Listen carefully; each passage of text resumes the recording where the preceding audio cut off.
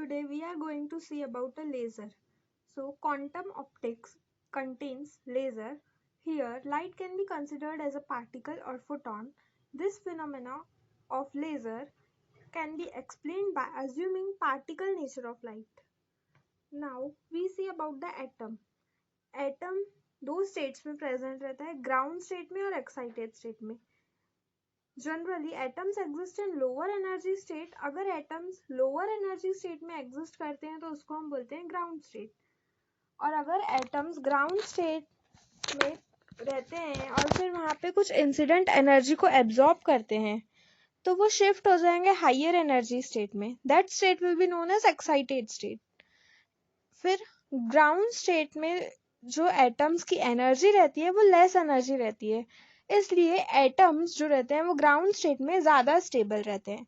But in excited state atom possesses more energy and hence in excited state atoms are unstable due to high energy. That's why atom remain in the excited state for a very short time. क्योंकि यहाँ पे excited state में high energy रहती है तो high energy जिसको भी रहती है वो अनस्टेबल रहता है, इसलिए एक्साइटेड स्टेट में एटम्स बहुत कम टाइम के लिए रहते हैं और वो स्टेबल होने के लिए स्टेबिलिटी वापस रीगेन करने के लिए वो ट्राई करते हैं कि वो जल्द से जल्द ग्राउंड स्टेट में वापस आए.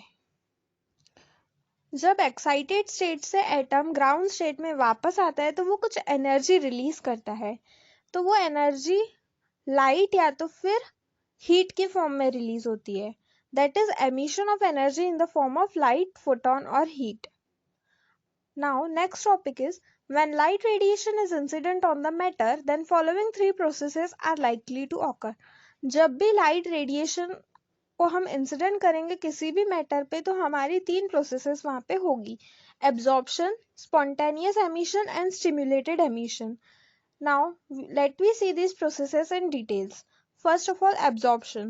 देखो सबसे पहले absorption में क्या होता है, सबसे पहले हमको पता है कि एटम ग्राउंड स्टेट में रहता है, लोअर स्टेट में रहता है. फिर उसको अगर हम कुछ एनर्जी देंगे, इंसिडेंट रेडिएशन देंगे, वो एनर्जी एच न्यू के इक्वल होनी चाहिए which must be equal to E2 माइनस E1. वो हमने उसको इंसिडेंट रेडिएशन दिया, लोअर स्टेट एनर्जी जिसको थी एटम को उसको दी, तो वो हायर एनर्जी स्टेट में चले जाएगा, मतलब वो एक्साइटेड स्टेट में चले जाएगा. मतलब वो एटम लोअर एनर्जी स्टेट में एब्जॉर्ब कर रहा है एनर्जी, इंसिडेंट रेडिएशन को एब्जॉर्ब कर रहा है, वो फिर हायर एक्साइटेड स्टेट में जा रहा है. This process is known as absorption. See here reaction is given as A plus h nu gives you A star. मतलब एक एटम है ग्राउंड स्टेट में, वो h nu amount of energy को एब्जॉर्ब कर रहा है और वो एक्साइटेड स्टेट में जा रहा है, दैट इज A स्टार से उसको डिनोट किया गया है, atom in excited state.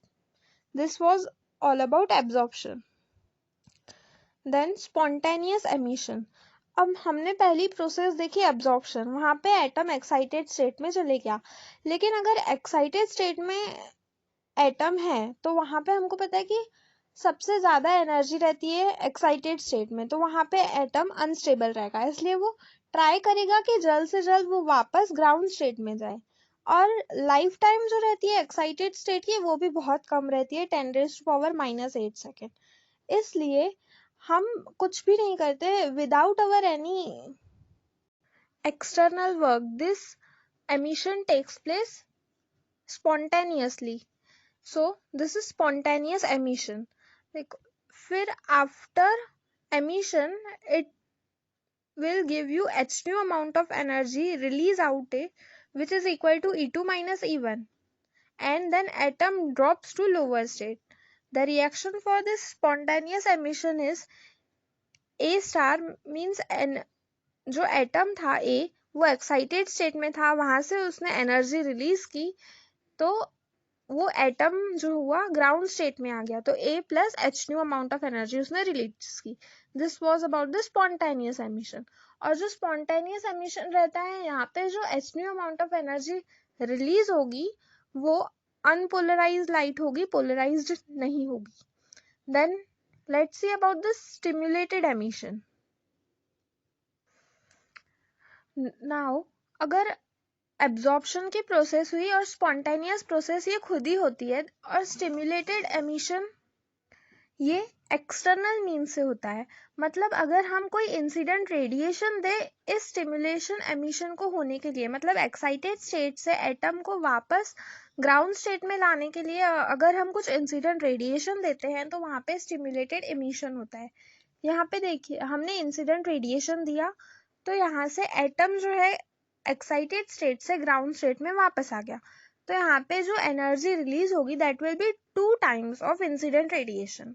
So the reaction for stimulated emission is A star plus H nu, मतलब atom in excited state energy लेगा H nu, तो वो हमको एक एटम देगा ग्राउंड स्टेट में और दो एनर्जीज रिलीज करेगा H nu. In stimulated emission, since the process is forcefully done by incident radiation, the emitted radiation will have same frequency, same direction, same cavity mode as that of the incident radiation exists. So stimulated emission is coherent. ये जो stimulated emission रहेगा ये coherent रहेगा, क्योंकि यहाँ पे हमने जो incident radiation दिया था वो same frequency, same direction और same cavity mode का था। तो जो हम इंसिडेंट रेडिएशन देते हैं वैसे ही यहाँ पे हमको एमिटेड रेडिएशन भी मिलता है। तो जो हमारा एमिटेड रेडिएशन होगा वो भी सेम फ्रीक्वेंसी, सेम डायरेक्शन और सेम कैविटी का होगा, इसलिए ये स्टिमुलेटेड एमिशन कोहेरेंट मिलेगा। और हमको पता है जो कोहेरेंट रहता है वो लेजर फॉलो करता है, तो ये केस स्टिमुलेटेड एमिशन लेजर का इम्पोर्टेंट केस है। Now let's see this processes for absorption, stimulated emission and spontaneous emission by using an lithium। हमको पता है लिथियम जो है उसका एटॉमिक नंबर 3 रहता है, इसका इलेक्ट्रॉनिक कॉन्फ़िगरेशन है 1s2 2s1। सो हमने एटम ड्रॉ किया, उसमें न्यूक्लियस है, then 1s orbital, then 2s orbital. 1s orbital में 2 इलेक्ट्रॉन्स रहेंगे लिथियम के और 2s ऑर्बिटल में 1 इलेक्ट्रॉन रहेगा लिथियम का। ये ग्राउंड स्टेट में है, यानी एब्जॉर्प्शन होने की पहले जो लिथियम का एटम का स्ट्रक्चर देखेगा वो ऐसा रहेगा। देन आफ्टर एब्जॉर्प्शन अगर हम कुछ एनर्जी देते हैं उसको, तो जो 1s ऑर्बिटल का एक इलेक्ट्रॉन रहेगा वो शिफ्ट हो जाएगा टू 2s ऑर्बिटल। तो 2s ऑर्बिटल जो रहेंगे उसमें 2 इलेक्ट्रॉन्स हो जाएंगे और 1s ऑर्बिटल में 1 इलेक्ट्रॉन रहेगा। मतलब एक इलेक्ट्रॉन ग्राउंड स्टेट से यहाँ पे हायर एनर्जी स्टेट में एक्साइट हुआ है, यानी एक्साइटेड स्टेट में गया है, इसलिए ये प्रोसेस हुई एब्जॉर्प्शन। फिर अब हायर एक्साइटेड स्टेट में एटम ज्यादा टाइम के लिए नहीं रह सकता, वहां पे लाइफ टाइम बहुत कम रहता है 10⁻⁻8 सेकेंड। तो जो ये इलेक्ट्रॉन है 2s ऑर्बिटल का वो वापस अपनी ओरिजिनल ग्राउंड स्टेट 1s में वापस आने के लिए कुछ ना कुछ करेगा, तो वो स्पॉन्टेनियस एमिशन करेगा जो डायरेक्टली होगा। लेकिन अगर हम उसको कुछ एनर्जी प्रोवाइड करते हैं तो वो स्टिमुलेटेड एमिशन होगा। मतलब अगर हम कुछ एनर्जी प्रोवाइड करते हैं कि वो जल्दी से h nu amount of energy release करे और वापस ग्राउंड स्टेट में आए, तो that will be the stimulated emission. This was the example for absorption, spontaneous emission and stimulus emission. Now let's see the relation between Einstein coefficients. Let we denote B12 is the Einstein coefficient of absorption. हमको पता है कि absorption जो रहता है वो ground state से excited state में रहता है, मतलब energy level 1 से 2 की तरफ होता है, इसलिए B12 लिया हमने। Then A21 is the Einstein coefficient for spontaneous emission, और हमको पता है कि emission जो है वो excited state से ground state की तरफ होता है, मतलब 2 higher energy level से तो 1 की तरफ lower energy level में होता है, मतलब 2 से 1 की तरफ होता है, इसलिए इसको डिनोट किया A21। Then B21 is the Einstein coefficient of stimulated emission. Here in stimulated emission हमको पता है stimulated emission में जो एटम रहता है वो एक्साइटेड स्टेट से ग्राउंड स्टेट में आता है, मतलब एनर्जी हायर लेवल से तो लोअर एनर्जी लेवल पे आता है, मतलब 2 से तो 1 पे आता है, दैट इज B21 से हम इसको डिनोट करेंगे। तो हम अगर आइंस्टाइन रिलेशन को डिराइव करेंगे तो हमको मिलेगा B12 is equal to B21 and A21 is equal to 8 pi h nu cube upon c cube into B12। This was the Einstein relation between the coefficients. Now let me see the difference between spontaneous emission and stimulated emission. जो spontaneous emission रहती है वो natural process है और stimulated emission हमको खुद stimulate करनी पड़ती है, इसलिए वो natural process नहीं हुई. Then spontaneous emission does not require external photon as the stimulus to initiate the process. Spontaneous emission में हमको कोई भी external initial radiation नहीं देना पड़ता है, लेकिन stimulated emission में हमको initial radiation देना पड़ता है so that to start the process. Then in spontaneous emission, light output is unpolarized and not coherent. जो हमको spontaneous emission में output मिलेगा वो unpolarized और non-coherent रहेगा. Then in stimulated emission जो light output मिलेगा वो polarized होगा और coherent होगा. Then spontaneous emission में जो intensity रहेगी light की वो बहुत कम रहेगी, लेकिन जो stimulated emission में लाइट की इंटेंसिटी रहेगी वो हाई रहेगी. स्पॉन्टेनियस एमिशन में लाइट नॉन मोनोक्रोमेटिक रहेगा, लेकिन स्टिमुलेटेड एमिशन में लाइट मोनोक्रोमेटिक रहेगा. स्पॉन्टेनियस एमिशन में जो रिएक्शन होगा वो होगा A star is equal to A plus h nu and stimulated emission में जो रिएक्शन होगी वो A star plus h nu gives you A plus twice h nu. और जो स्पॉन्टेनियस एमिशन है ये अनकंट्रोल्ड प्रोसेस है, वो स्पॉन्टेनियसली खुद ही होती है, लेकिन जो स्टिमुलेटेड एमिशन है वो हम कंट्रोल कर सकते हैं क्योंकि यहाँ पे हमको एक्सटर्नल फोटॉन्स देने पड़ते हैं प्रोसेस को स्टार्ट करने के लिए. This was the difference between spontaneous emission and stimulated emission. Now we see about the laser. Laser का फुल फॉर्म क्या होता है? Laser LASER. L stands for light, A stands for amplification, S stands for stimulated, E stands for emission, R stands for radiation. So the word complete laser means is laser amplification by stimulated emission of radiation. Now see the characteristics of laser. There are various characteristics of laser. Laser is highly directional, highly intense, highly monochromatic and it has high degree of coherence. Highly directional मतलब कि वो laser जो है light emit करेगा सिर्फ एक ही direction में. Highly intense मतलब लेजर जो है वो लाइट देता है नैरो बीम का, सो उसकी जो पूरी की पूरी एनर्जी रहती है वो सिर्फ स्मॉल रीजन में कॉन्सेंट्रेट होती है, इसलिए जो उसकी लाइट बीम रहेगी वो हाईली इंटेंस रहेगी. हाईली मोनोक्रोमैटिक मीन्स वो लाइट एमिट करता है सिंगल वेवलेंथ की.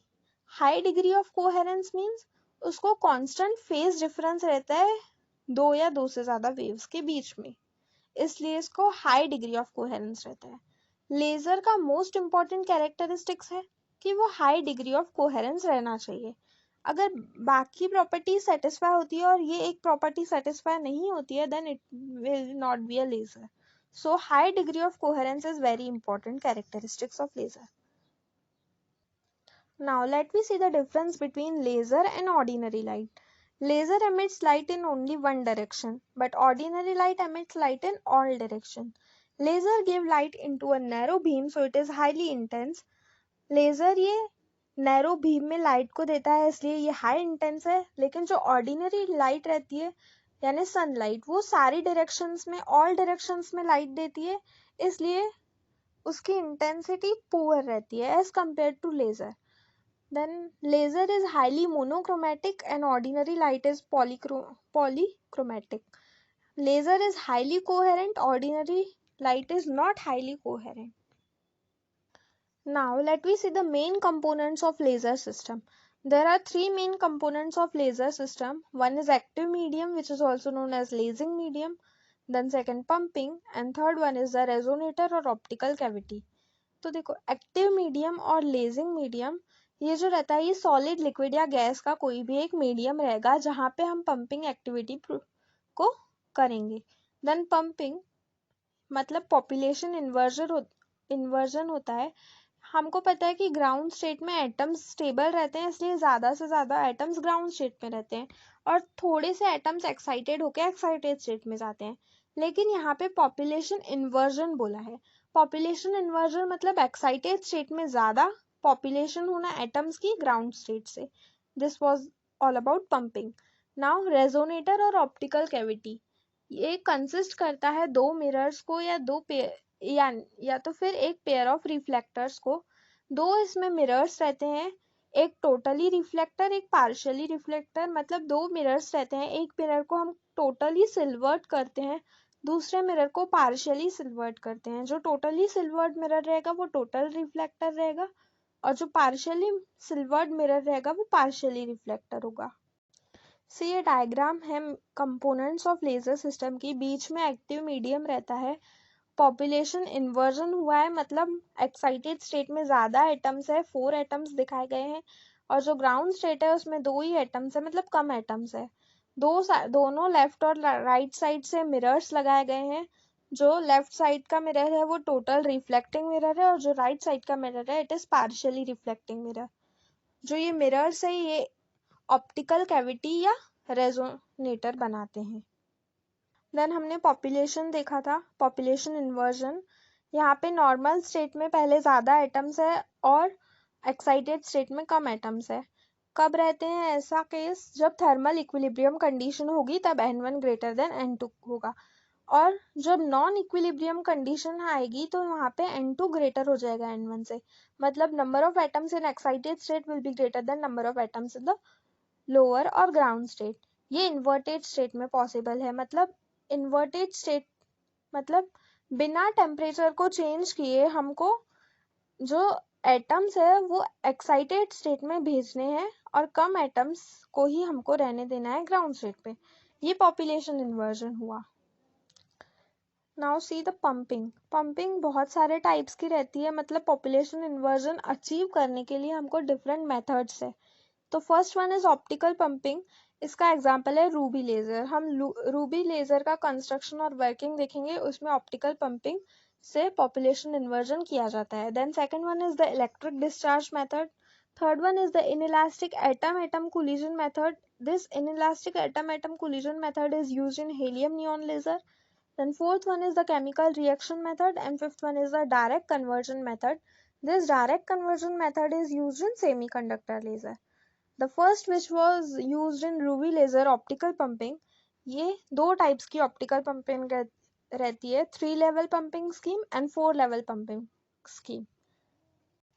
अब एक स्टेट रहती है जो एक्साइटेड स्टेट के बाद जहाँ पे एटम्स फॉल करते हैं, वो स्टेट रहती है metastable state.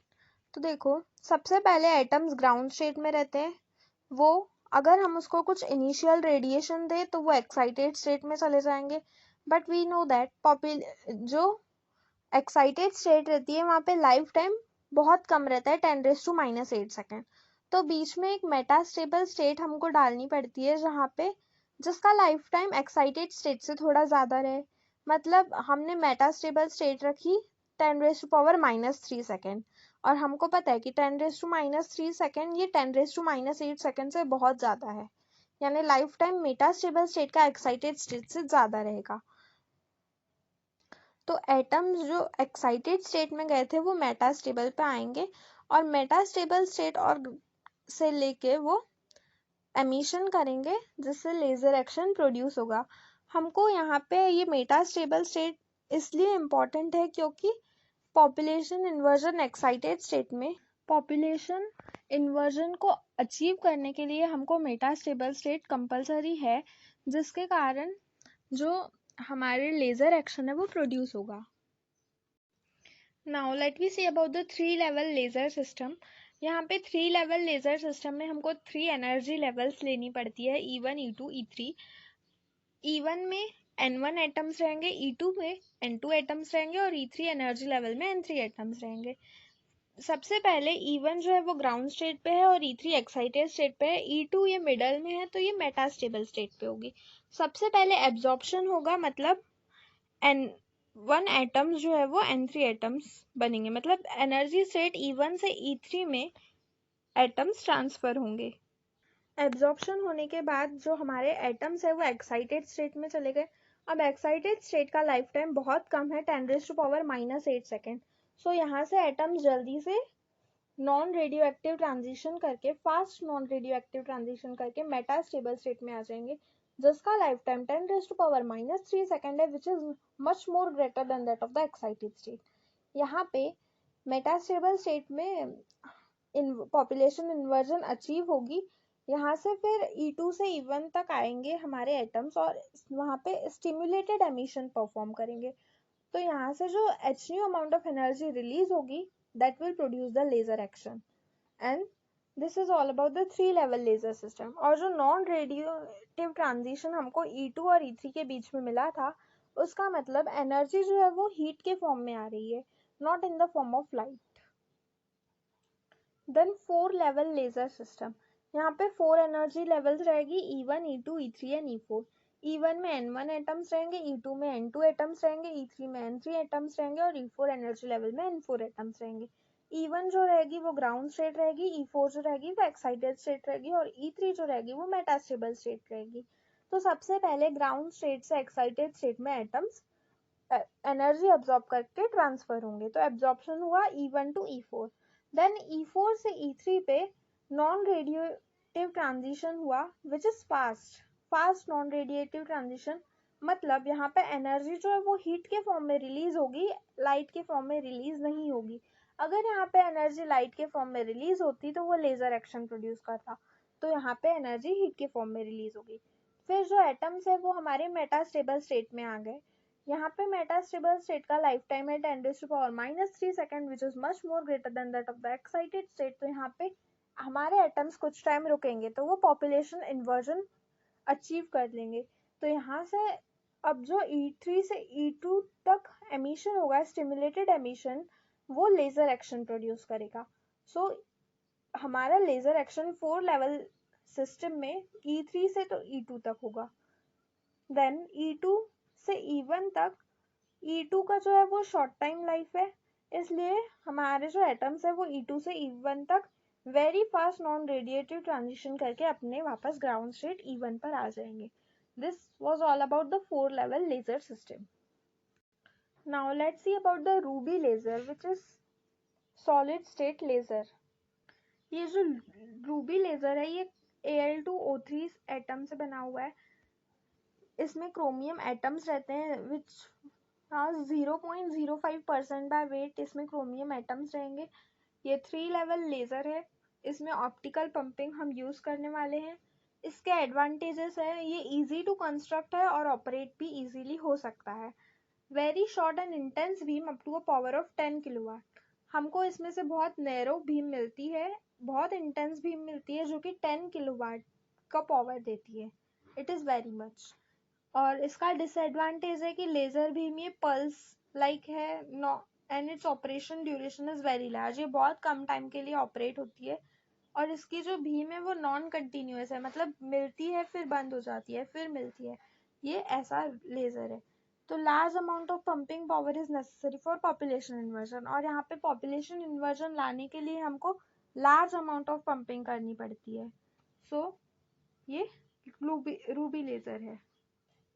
C the construction of ruby laser. यहाँ पे हम एक रूबी रॉड लेंगे जो कि 5 to 10 सेंटीमीटर लेंथ में रहेगी, तो और हाफ सेंटीमीटर मतलब 0.5 सेंटीमीटर से तो 1 सेंटीमीटर तक उसकी डायमीटर रहेगी। उसके दोनों साइड में मिरर्स लगाए हुए रहेंगे। एक मिरर टोटली सिल्वर्ड होगा, दूसरा मिरर पार्शियली सिल्वर्ड होगा। और ये पूरी रॉड को हम हेलिकल कॉइलिंग करेंगे फ्लैश लैम्प की। एग्जाम्पल हम जेनॉन फ्लैश लैम्प की कॉइलिंग कर सकते हैं और वो फ्लैश लैम्प को हम पावर सप्लाई देंगे। This is the construction for ruby laser. हमने पहले ही बोला था कि जो रूबी लेजर है ये 3 लेवल लेजर है। तो यहाँ पे 3 एनर्जी लेवल्स रहेगी, E1, E2 और E3। E1 ये ग्राउंड लेवल रहेगा, E3 एक्साइटेड लेवल रहेगा और E2 मेटास्टेबल स्टेट रहेगा। सबसे पहले यहाँ पे एब्जॉर्प्शन होगा E1 से तो E3 तक, मतलब ग्राउंड लेवल से तो एक्साइटेड स्टेट तक। सब इसमें ऑप्टिकल पंपिंग होगी। पहले एब्जॉर्प्शन हुआ तो हमारे जो एटम्स है वो ग्राउंड स्टेट से एक्साइटेड स्टेट में गए, और हमको पता है एक्साइटेड स्टेट का लाइफ टाइम बहुत कम है, 10⁻⁸ सेकेंड। सो वहां से नॉन रेडियोएक्टिव ट्रांजिशन होगा, फास्ट होगा ये बहुत, इन द फॉर्म ऑफ हीट। और ये जो एनर्जी रिलीज हो रही है यहाँ पे, it will be equal to E3 - E2। यहाँ पे एनर्जी रिलीज करके हमारे जो एटम्स है वो E3 से E2 पे आ जाएंगे। E2 ये मेटास्टेबल स्टेट है। यहाँ का लाइफ टाइम 10⁻³ सेकेंड है। ये life time as compare to E3 that is excited state बहुत ज्यादा है, इसलिए यहाँ पे पॉपुलेशन इन्वर्जन अचीव होगा। As here population inversion is achieve, यहाँ पे स्टिमुलेटेड एमिशन होगा जहाँ से हमारी एनर्जी रिलीज होगी in the form of light which is known as laser. फिर यहाँ पे स्टिमुलेटेड एमिशन से हमारे एटम्स वापस ग्राउंड स्टेट में आ जाएंगे। सी जो स्टिमुलेटेड एमिशन होगी वो दोनों साइड के मिरर्स पर रिफ्लेक्ट होगी, बार बार रिफ्लेक्ट होगी, तो उनकी जो इंटेंसिटी है लाइट की वो बहुत ही ज़्यादा इंक्रीज हो जाएगी। तो हमको फिर एक ऐसा पॉइंट आएगा जहाँ पे वो इंटेंसिटी इतनी बढ़ गई होगी कि वो मिरर को रिफ्लेक्ट करने के बजाय उसको क्रॉस करके बाहर निकल जाएगी। तो वो इंटेंसिटी जो सबसे मैक्सिमम होगी that will be the laser action, वो लेजर प्रोड्यूस करेगा। ये रूबी लेजर है। सी पहले ही हमने बोल दिया है कि जो क्रोमियम एटम्स रहते हैं वो प्रेजेंट रहते हैं रूबी लेजर में, और क्रोमियम एटम्स जो है वो ग्रीन लाइट को एब्जॉर्ब कर देते हैं। तो अभी बची रेड लाइट एनर्जी, तो वो रेड लाइट जो है वो सबसे ज़्यादा प्रेजेंट रहती है, इसलिए हमको जो रूबी है वो रेड कलर का दिखता है। Now let we see about the helium neon laser. It is made up of helium and neon gas. यहाँ पे जो पंपिंग होगी वो inelastic atom atom collision method से होगी। ये 4 लेवल लेजर है, ये गैस लेजर है। इसके एडवांटेजेस है कि लेजर कंटिन्यूअस बीम देगा और light from the laser are more directional and more chromatic than from solid state laser. हमने जो सॉलिड स्टेट का लेजर देखा रूबी लेजर, उससे ये जो है लेजर है हीलियम नियॉन लेजर, ये मोर डायरेक्शनल और मोर क्रोमेटिक है। इसका लेकिन एक डिसएडवांटेज है कि ये रूबी लेजर से कम पावर देता है। रूबी लेजर में हमको 10 किलोवाट पावर मिल रहा था, लेकिन यहाँ पे बहुत कम पावर मिल रहा है, that is 0.5 to 5 megawatt. See, this is the construction for helium neon laser. यहाँ पे एक हम ग्लास ट्यूब लेंगे, उसमें helium plus neon gas add करेंगे। It is in the ratio 10:1। उसमें 2 डिस्चार्ज इलेक्ट्रोड्स लगी रहेंगी जो एक्ट करेगी एनोड एंड कैथोड की तरह, और उस 2 ब्रेविस्टर विंडोज वहाँ पे रहेगी। Then again there present the partially silvered mirror and completely silvered mirror जहाँ से रिफ्लेक्शन होगा। देन ये जो हमने ग्लास ट्यूब ली है ये 40 सेंटीमीटर लॉन्ग लेंगे। Now let's see the working of helium neon laser. सबसे पहले जो हीलियम एटॉम्स रहेंगे वो एक्साइटेशन होंगे बाय कोलिजन विद इलेक्ट्रॉन्स। वो इलेक्ट्रॉन्स के साथ एक दूसरे हीलियम नियॉन, एक हीलियम एटम दूसरे हीलियम एटम के साथ कोलाइड करेगा, वो एनर्जी रिलीज करेगा और खुद एक्साइटेड स्टेट में जाएगा। फिर ये हीलियम एटम्स जो है ये एक्साइटेड स्टेट E1 से E2 और E3 की तरफ जाएंगे। तो जो E2 और E3 ये एक्साइटेड स्टेट पे हीलियम एटम्स प्रेजेंट रहेंगे, इनमें बहुत ज़्यादा एनर्जी रहेगी, तो वो अपनी एनर्जी नियॉन एटम्स को देंगे, और नियॉन एटम्स जो ग्राउंड स्टेट में थे E1 से वो E4 और E6 एनर्जी लेवल पे आ जाएंगे, which was shown in by dotted line. ये डॉटेड लाइन से दिखाया गया है। फिर E2 और E3 और E4 और E6 जो है यहाँ पे इनकी एनर्जी लेवल सेम है। देन फिर हीलियम एटम जो है वो अपनी एनर्जी नियॉन एटम को दे देंगे और खुद वापस ग्राउंड स्टेट में आ जाएंगे। फिर जो नियॉन एटम्स रहेंगे वो E4 और E6 पे जाएंगे एक्साइटेड स्टेट में। फिर E6 से E5 तक लेजर एक्शन, यहाँ E6 से E5 पे एक एनर्जी रिलीज होगी, वो होगी 3.39 माइक्रोमीटर। फिर E6 से E3 पर एनर्जी रिलीज होगी, वो होगी 0.6328 माइक्रोमीटर। और E4 से E3 पे एनर्जी रिलीज होगी, वो होगी 1.15 माइक्रोमीटर। ये सारे जो एनर्जी रिलीज हो रही है ये स्टिमुलेटेड एमिशन है, यहाँ पे लेजर एक्शन प्रोड्यूस होगा। और यहाँ पे जो E3 पर एनर्जी रिलीज हो रही है E4 से, और जो E6 से E5 पे एनर्जी रिलीज हो रही है, मतलब 1.15 माइक्रोमीटर और 3.39 माइक्रोमीटर, ये इंफ्रारेड रेज है। यहाँ पे कलर प्रोड्यूस नहीं होगा, यानी कलर हमको दिखेगा नहीं। जो विजिबल रेंज रहता है हम वहीं का कलर देख सकते हैं। तो E6 से जो E3 पे आ रही है वो 0.6328 माइक्रोमीटर जो एनर्जी रिलीज हो रही है वो as a visible red light हम देखेंगे। तो जो हीलियम नियॉन का लेजर है वो रेड कलर का रहता है। This was all about helium neon gas laser. Now let we see the semiconductor laser. Here the components are active medium, pumping source and resonant cavity. Active medium जो semiconductor laser का रहता है वो रहता है depletion region PN junction के बीच का। यहाँ पे गैलियम आर्सेनाइड हम लेंगे as a semiconductor laser. Then pumping source रहेगा, इसमें forward biasing external battery लगाएंगे हम, फॉरवर्ड बायसिंग करेंगे। फॉरवर्ड बायसिंग मतलब पी जंक्शन पॉजिटिव से अटैच होगा, एन जंक्शन जो रहेगा वो निगेटिव से अटैच होगा। देन रेजोनेंट कैविटी, ये पी एन जंक्शन जो होगा वो रेजोनेंट कैविटी होगा। यहाँ पे जो पंपिंग यूज होगी वो होगी direct conversion method. Then the advantage of this semiconductor laser is semiconductor laser have very small size. It exhibit high efficiency and operates at low power. Again, semiconductor lasers are the cheapest and easily fabricated. These are the advantages for semiconductor laser. In solid state laser, only 1% of the working substance is active, while in this semiconductor laser, the whole material is active. So, this is the biggest advantage for semiconductor laser. See, this is the diagram for semiconductor diode laser. Here, P-type gallium arsenide is doped on one side and on another side N-type gallium arsenide is doped, and in between P and N, PN junction is formed which is active region, and to the top and to bottom metal contact is present, and from left and right side optically cavity is present, that is two mirrors are attached, and the partially silvered mirror will produce a laser beam. This is semiconductor diode laser. Now let me see about holography. Holos means whole and graphies means writing or image. So the word holography means complete recording. Complete recording of any image is holography. Steps involved in holography are recording of hologram and reconstruction of an image from a hologram.